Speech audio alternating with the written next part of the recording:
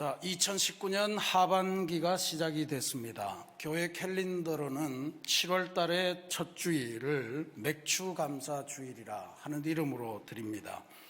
맥추라고 하는 것은 보리를 추수한다 이런 뜻인데, 자칫 잘못 생각하면 이게 1년의 반에 해당되니까 1년의 반을 인도해 주셔서 감사합니다, 이런 의미가 상당히 강하긴 합니다만, 성서적으로 맥추절의 유래를 보면 그보다 더 깊은 의미를 가지고 있습니다. 맥추절의 역사적인 기원은 출애굽 여정이 다 끝나고 약속의 땅으로 이스라엘 백성들이 진입하고 처음으로 농사라는 걸 짓게 됐습니다. 그렇죠? 광야 40년 동안은 이 사람들이 농사를 지을 수가 없었죠. 또 지을 필요도 없었습니다. 왜냐하면 하늘에서 매일 아침 만나와 메추라기가 내려서 그걸 먹고 다닐 수 있었기 때문입니다. 근데 가나안 약속의 땅에 들어가면서 정착하기 시작했고, 그때부터 농사를 짓기 시작한 거예요. 그래서 처음으로 수확한 작물을 감사하면서 하나님께 예배를 드리고 절기로 지켰다. 네. 여호수아서 5장 12절 말씀에 보면 이런 구절이 나옵니다. 그 땅에, 이게 가나안 땅입니다. 약속의 땅. 그 땅에 소산물을 먹은 다음 날에 만나가 그쳤으니 이스라엘 사람들이 다시는 만나를 얻지 못하였고 그 해에 가나안 땅에 소출을 먹었더라. 그러니까 만나와 메추라기가 참 은혜스러운 식물이긴 했는데, 이게 아무래도 거친 광야의 음식이잖아요. 그러니까 이스라엘 백성들은 좀 불평도 하고 했습니다. 늘 똑같은 거 먹으니까 맛도 좀 그랬을 테고. 근데 드디어 농사를 짓고 다채로운 음식을 먹을 수 있으니까 그 깊은 감동이 있었으리라. 근데 하나님께서 인도하시는 여정 속에서 40년 광야의 생활이 끝나고 새로운 40년 약속의 땅이 시작되는 그 한복판에 맥추절을 지켜라 라고 하는 명령이 있었고 그것을 지켰다는 것입니다. 우리 새신교회는 2019년 이 한 해를 교회 창립의 새로운 40년을 출발하는 원년으로 삼고 출발했습니다. 그러니 우리도 광야의 생활을 끝내고 약속의 땅으로 진입하는 첫 해니까 2019년 한 해 전체가 맥추감사절 같은 그런 의미를 가지고 있다, 이렇게 볼 수가 있겠습니다. 그래서 2019년 전체에 여러분의 인생에 맥추절의 은혜, 즉 새로운 인생을 시작해 하시는 하나님의 역사에 풍성하게 감사하는 그러한 은혜가 있기를 기도드리겠습니다. 맥추절과 관련해서 또 하나 중요하게 생각해야 되는 점이 있는데, 그건 바로 신약 시대의 맥추절에 일어난 한 사건입니다. 그것은 바로 성령 강림의 사건입니다. 예수님께서 부활 승천하신 이후에 성령을 약속하셨죠. 그래서 120명의 제자들이 마가의 다락방에 모여서 성령을 기다리면서 날마다 기도하고 있었는데, 바로 이 맥추절, 신약 성경에서는 오순절이라고도 표현을 합니다. 이 맥추절에 성령께서 그들에게 강하게 역사하셨다 하는 것입니다. 성령이 역사하심으로 그들은 새로운 인생을 만들어갔고 이 땅에 교회가 생겨나고 새 역사가 시작이 됐습니다. 이렇게 신구약의 역사를 종합해서 맥추절을 보면 이건 단순히 1년의 절반을 하나님이 도와주심에 감사한다, 이런 정도가 아니고 이제 약속의 땅을 향해서 새롭게 출발한다, 혹은 성령 강림으로 인해서 새 인생을 출발한다라고 하는 이 하나님의 인도하심에 감사하는 그러한 의미를 담고 있습니다. 그러니 오늘 맥추감사절을 보내시면서 내 인생을 지금까지 인도하신 하나님의 은혜에 풍성한 마음으로 감사하시길 바라고요. 또 새로운 인생으로 인도하시는 하나님의 위대한 역사를 사모하시면서 주님과 새로운 관계를 맺고 새롭게 출발하시는 그러한 절기가 되시기를 부탁드리겠습니다. 2019년 상반기에 저는 우리가 새로운 40년을 떠나면서 가장 큰 의미 있게 다가온 것이 2019년 사순절기를 통해서 요한복음을 우리 온 교우들이 함께 완독한 것을 꼽고 싶습니다. 저도 요한복음의 말씀을 새롭게 이해하는 시간이 되었기에 너무나도 감사했고요. 또 우리가 다 기억하시다시피 교회 1층 로비에 성경 일러스트, 성경의 본문을 가지고 그림을 그린 우리 서정남 목사님 작가님의 전시회가 있었던 것을 기억하실 겁니다. 이분이 그려놓은 그림이 있었는데 우리의 신앙 순례, 요한복음 완독이라고 하는 과정을 들으시고 직접 요한복음을 다시 읽으시면서 그 요한복음의 메시지를 가지고 좋은 그림을 많이 그려주셨습니다. 그래서 더더욱 큰 은혜가 되었습니다. 오늘 요한복음에 나타난 예수님과 함께한 성령, 이 말씀을 보는데 요한복음의 내용은 지난번 우리가 완독할 때 이미 내용을 상세히 봤기 때문에 오늘 말씀은 조금 다른 각도에서 접근해 보려고 합니다.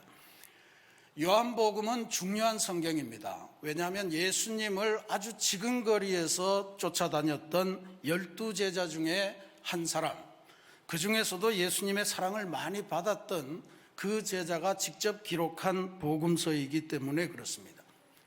그런데 이 요한복음서는 순서상으로도 제4복음, 네 번째 복음인데 기본적으로 마태, 마가, 누가복음과는 전혀 다른 체계와 구성을 가지고 있습니다. 요한복음은 기록된 연대도 다른 복음서보다 한 20, 30년 늦게 기록됐다고 그래요. 요한의 나이가 예수님보다 조금 밑이었거나 비슷하다고 그랬는데 실제로 요한복음이 저술된 연대를 성경학자들이 추정하는 것은 사도 요한이 80은 훨씬 넘었을 때였을 거다. 그러면 우리는 질문하지 않을 수가 없습니다. 이미 마태, 마가, 누가 이런 복음서가 출간이 돼서 많은 교인들에게 읽히고 있는데 요한은 그 늙은 몸으로 눈도 보이지 않고 귀도 들리지 않고 손도 떨리는 이 상황 속에서 왜 다시 또 하나의 복음서를 기록하려고 했을까? 이 질문을 갖고서 요한복음을 대하셔야 됩니다. 그러면 우리는 쉽게 짐작할 수는 있을 거예요. 아마 마태와 마가와 누가의 복음이 대단히 훌륭하긴 하지만 요한은 그 복음서를 보면서 예수님의 진면목이 제대로 소개되지 않은 것 같다, 뭔가 빠진 것 같다라고 하는 점을 가졌기 때문에 그렇습니다. 요한복음은 마태나 마가나 누가처럼 예수님을 태어날 때부터 이렇게 서술하지 않습니다. 아무런 것도 없어요. 그냥 예수님에 대해서 자신이 고백하고자 하는 것, 다른 복음서가 이야기하지 않는 것을 아주 단도직입적으로 이야기하는 그러한 내용을 가지고 있습니다. 이게 요한복음의 중요한 특징을 이룹니다. 그 몇 가지를 오늘 한번 살피면서 은혜를 나누고자 합니다. 첫 번째로 요한은 복음서를 쓰는 기본적인 목적을 그의 서론에서 밝히는데 요한이 갖고 있는 유일한 목적은 예수님은 도대체 누구실까? 예수님은 어떤 분이신가? 라고 하는 것에 대한 대답을 주는 겁니다.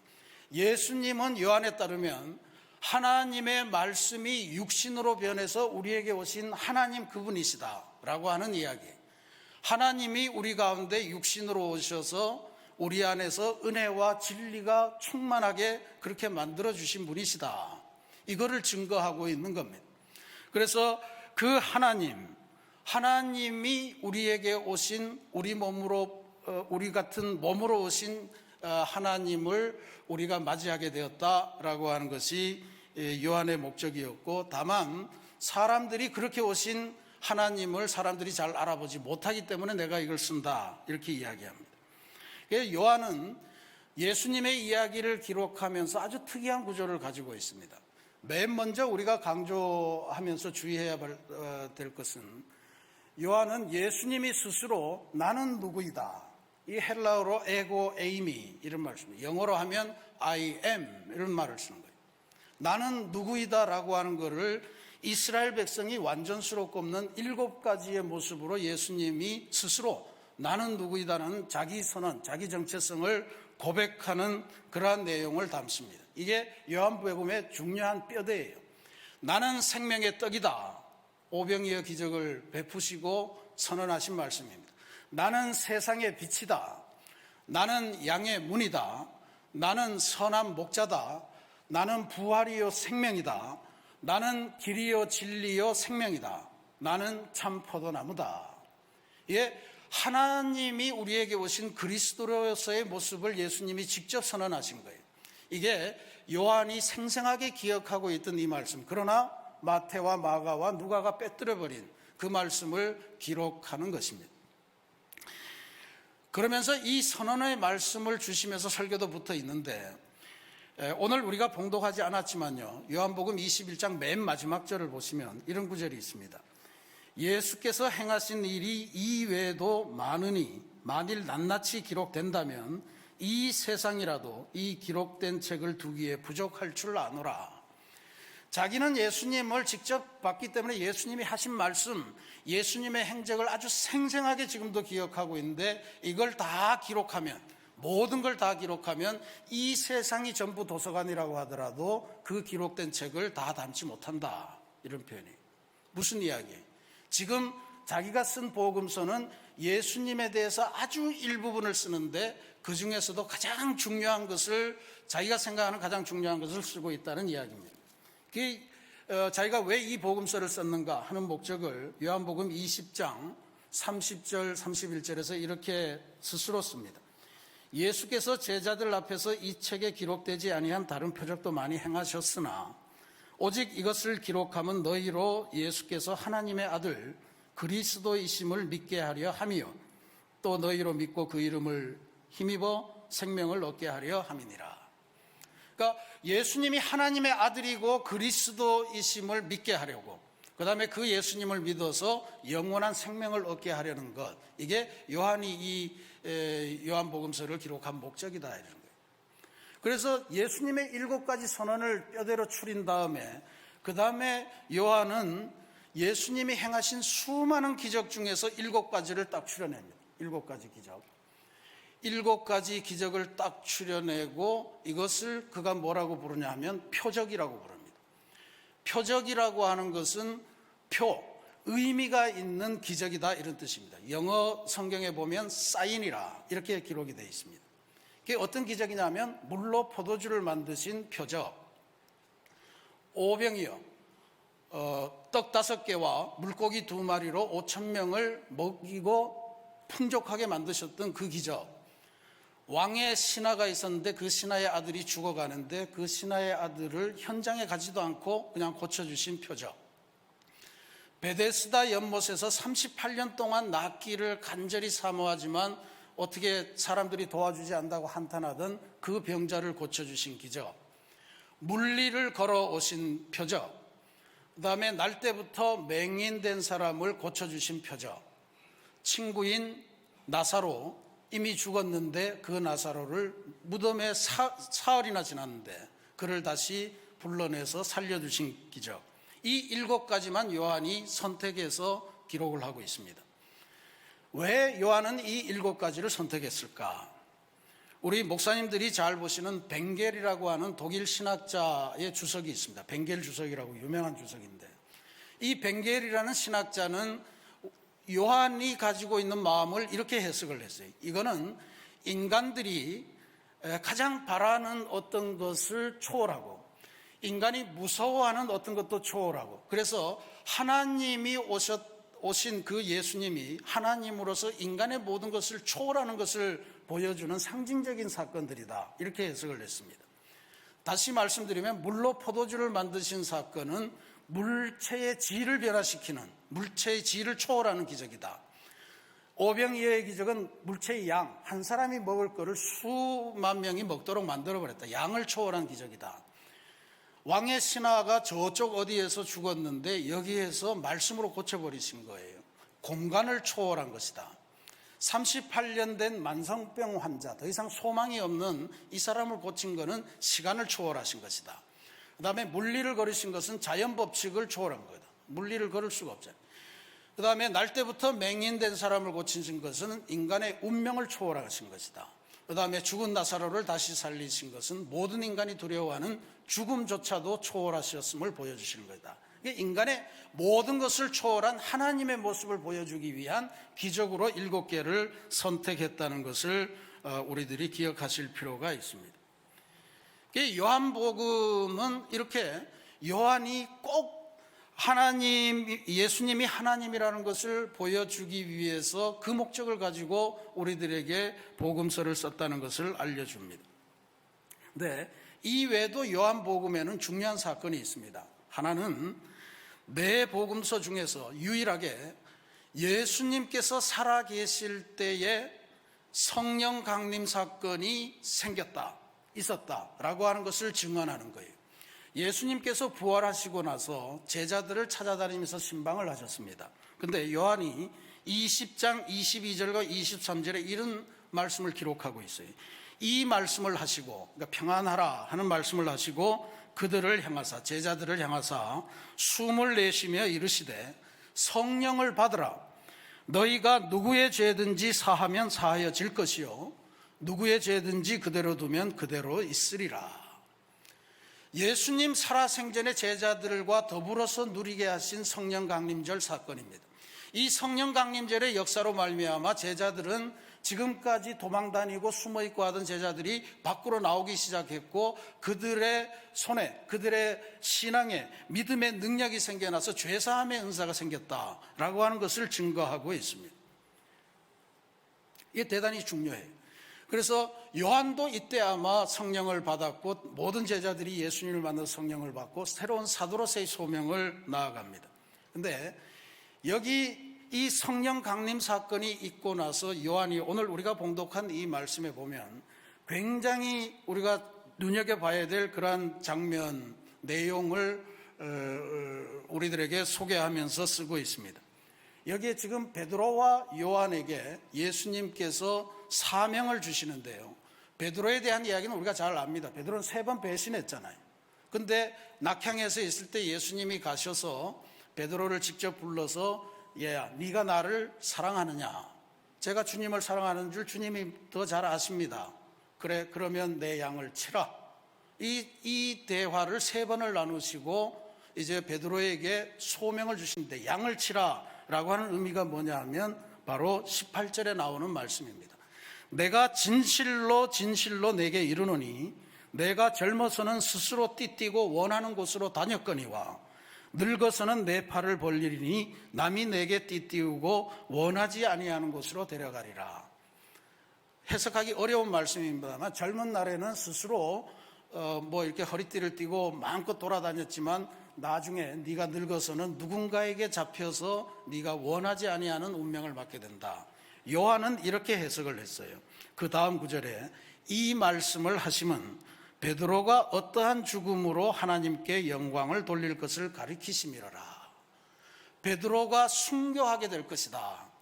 베드로가 주님 때문에 죽을 운명을 당할 거다라고 하는 것을 예언하신 말씀으로 요한이 우리들에게 알려줍니다.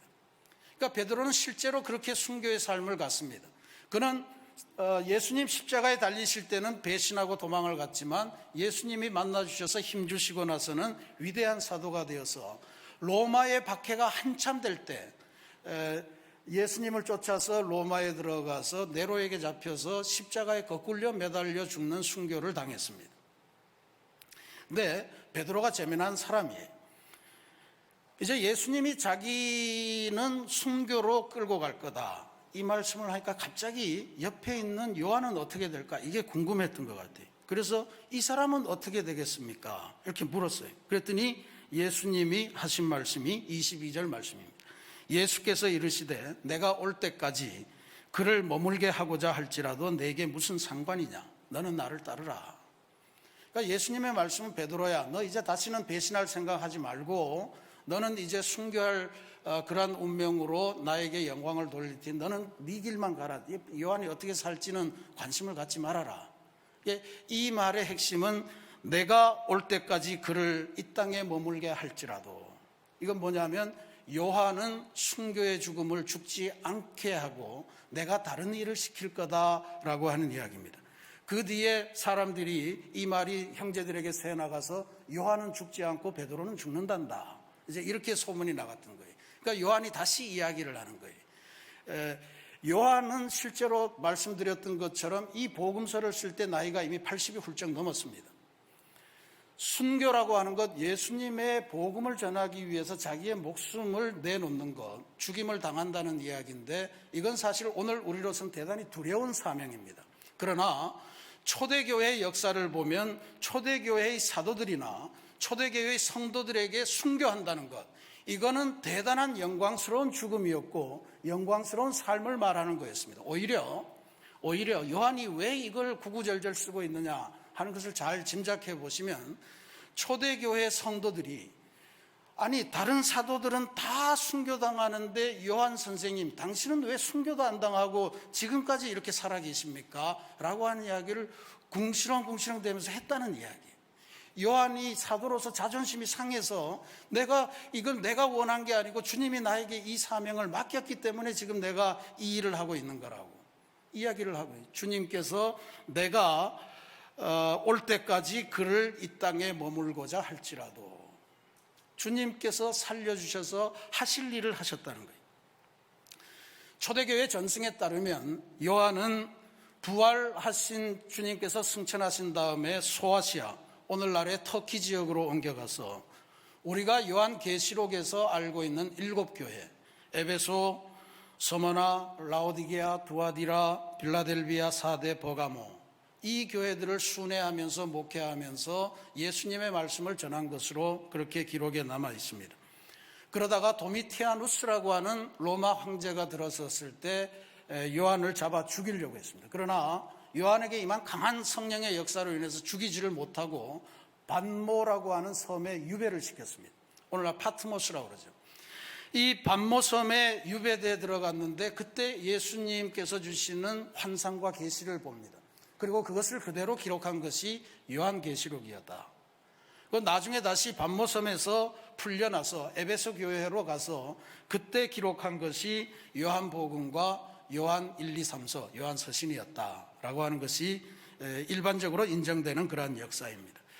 순교의 영광은 누리지 못했지만 그래서 성도들로부터 이런저런 잔소리를 듣고 왜 아직도 살아계시냐고, 왜 순교를 피하냐고 이런 오해도 받았지만 요한은 초대교회의 거센 박해를 온몸으로 안으면서 교회가 감당해야 될 모든 잣일들, 모든 뒤치다거리를 다 하면서 교인들을 섬겼고, 그리고 결국은 그 끔찍한 박해 속에서도 주님께서 하나님이시다, 하나님을 믿는 우리는 결코 패하지 않는다 라고 하는 것을 들려주기 위해서 주님의 말씀을 기록하며 주님의 행적을 기록하고 교회를 지키는 삶을 살았다라고 하는 것입니다.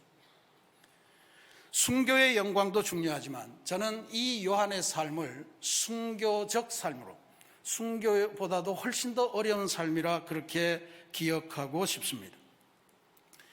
요한복음을 읽어보면요, 다른 복음서에서는 전혀 나타나지 않는 제자들을 가리키는 표현이 하나 나옵니다. 그게 오늘 20절 말씀에 나오는 예수께서 사랑하시는 그 제자, 이런 표현입니다. 이건 다른 복음서에 나오지 않습니다. 요한복음에만 나오는데 요한복음에서 요한이 이 표현을 쓸 때 그것은 바로 자기 자신을 가리키는 겁니다. 자기 자신을 쓸 때 나 요한, 사도 바울은 늘 나 바울 이렇게 쓰죠. 근데 요한은 절대로 자기를 요한이라고 쓰지 않고 예수께서 사랑하시는 그 제자 이렇게 씁니다. 이거는 저는 요한이 복음서를 기록하는 또 하나의 이유가 된다고 저 나름대로 상상합니다. 왜냐하면 요한은 이 세상에 수많은 사람들이 있었고 순교의 길을 걸어갔던 위대한 사도들도 있지만 주님께서 진짜로 사랑하시는 바로 그 제자는 바로 자기 자신이다. 이거는 그의 교만함이나 그의 이기적인 마음이 아닙니다. 주님께서 시키신 일, 나는 순교의 길을 가고 싶고 나도 순교해서 교인들에게 추앙받는 그런 사람이 되고 싶지만 허드렛 일을 하면서, 귀찮은 일을 하면서, 모진 목숨 이어가면서 주님께서 바라시는 삶을 살아온 내가 주님께서 사랑하시는 바로 그 제자다. 주님께서 사랑하시는 제자가 예수의 품에 안겨서 누웠더니, 이런 표현을 막 써요. 요한이 처음부터 이랬던 사람이 아닙니다. 요한은 예수님이 처음 불렀을 때 요한과 야고보가 형제인데 예수님께서 그들 형제에게 별명을 붙여주셨는데 이게 보아너게라고 하는 별명입니다. 이거는 천둥의 아들, 우레의 아들이라, 아마 성질이 아주 불같았던 것 같아요. 그리고 불가택기도 했고 이기적이기도 하고 야망도 있고 이런 모습으로 그려집니다. 이 요한과 야고보의 어머니, 세베대의 아내죠. 이 어머니는 치맛바람 깨나 날리던 사람이었습니다. 이 다 큰 아들을 두고 예수님에게 찾아와서 먼 훗날에 천국에 올라가실 때 주님 왼편에 우리 아들 하나, 주님 오른편에 우리 아들 하나를 꼭 앉혀주십시오 하고 인사청탁을 냈습니다. 제자들이 다 싫어했어요. 근데 마가복음에 보면 이번에는 어머니가 아니고 야고보와 요한이 직접 예수님에게 주님 마지막 날에 주님의 보좌에서 앉으실 때 그 옆에 하나는 우리 형이, 하나는 제가 앉게 해 주십시오, 이런 부탁을 합니다. 이거는 뭘까요? 예수님이 좋아서 따라다니긴 따라다니는데 내가 좋아하는 방식으로 예수님을 이용하려는 거예요. 내가 좋아하는 방식으로 신앙생활을 하고 싶은 거예요. 오늘 우리 그리스도인들 속에서 이런 모습들이 많아요. 주님이 원하시는 방식이 아니고 내가 그리는 신앙의 방식을 가지고 내 방식대로 내가 좋아하고 내가 기뻐하는 것, 그것에만 돈을 쓰고 그것에만 열정을 붓고 그것에만 관심을 하는 그런 경우들이 얼마나 많은지 몰라요. 신앙생활은 주님이 하라시는 것을 하고 주님께서 원하시는 것을 하고 주님을 기쁘시게 하는 것을 하는 것이 신앙생활이에요.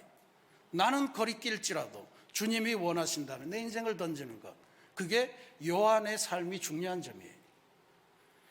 진정한 순교라고 하는 것은 나를 죽이고 주님을 살려내는 것, 그게 바로 순교의 삶이 아니겠습니까? 요한이 이와 같이 불같고 이기적이고 이런 사람이었는데 예수님을 쫓아다니다가 또 예수님의 십자가 사건을 경험하고 또 예수님의 주시는 성령을 받고 나서 사람이 변화된 거예요. 실제로요, 예수님의 십자가 처형 현장에 12제자 중에 가 있었던 사람은 요한밖에 없습니다. 요한밖에 없어요. 요한복음이 자기가 그거를 생생하게 기록을 해요. 근데 예수님이 십자가 위에서 7마디의 말씀을 하셨다고 하잖아요. 그 중에 2마디 말씀이 요한과 관련된 거예요.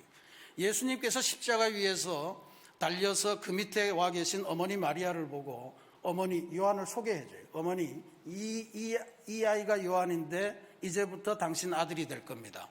그리고 요한에게 다시 말하기를, 요한아 봐라, 이제부터 이 분이 네 어머니가 되고 네가 내 대신에 모셔라. 그러니까 요한복음 19장 27절에 보면 그때부터 그 제자가 자기 집에 모시니라. 그러니까 요한이 예수님의 어머니 마리아가 돌아가실 때까지 자기 집에 모셨다는 거예요. 이런 일을 한 거예요. 사람들이 너 사도가 돼서 기껏 한다는 일이 할머니 한 분 모시고 사는 거냐 이랬을지도 모를 거예요. 그러나 주님께서 명하신 것이기 때문에 온갖 굴욕을 무릅쓰고 그 일을 감당했던 거예요. 이게 순교입니다. 천국에서 자신과 형을 주님 바로 옆에 앉혀달라고 요청하던 요한이었습니다. 자신이 원하는 대로, 자신이 좋아하는 방식으로 예수님을 따랐는데, 그래서 이제는 자신도 다른 사도들처럼 장렬하고 용감하게 순교하는 영광을 얻고 싶은데 주님께서는 그것을 허락지 않으시고 교회를 지키고 하나님의 말씀을 기록하고 자신의 어머니 마리아를 뒤치다꺼리하고 하는 이런 일을 맡기셨어요. 그 일을 예수님의 당부를 따라서 끝까지 돌보고 끝까지 교회를 섬기고 끝끝내 자신이 발견한 예수님이 하나님이시라는 것, 이것을 사람들이 다 알아야 되겠다 해서 하나님의 말씀을 기록하고 하나님은 사랑이시라, 사랑만이 교회를 하나로 만든다 하는 것을 전하려고 요한서신을 썼던 것입니다. 사랑하는 우리 새신교회 성도 여러분, 요한은 주님의 주옥 같은 말씀을 많이 기억하면서 기록했습니다. 내가 이 말씀을 너희에게 주는 것은 너희로 하여금 평안을 누리게 함이니 세상에서 너희가 환난을 당하나 담대하라, 내가 세상을 이겼노라. 한 알의 밀알이 땅에 떨어져 죽으면 큰 열매를 맺는다. 사람이 친구를 위하여 목숨을 버리면 이보다 더 큰 사랑이 없다. 내가 길이요 진리요 생명이니 나로 말미암 청구는 아버지께로 올 자가 없다. 이런 말씀은 다른 복음서에서는 나오지 않는 말씀들입니다.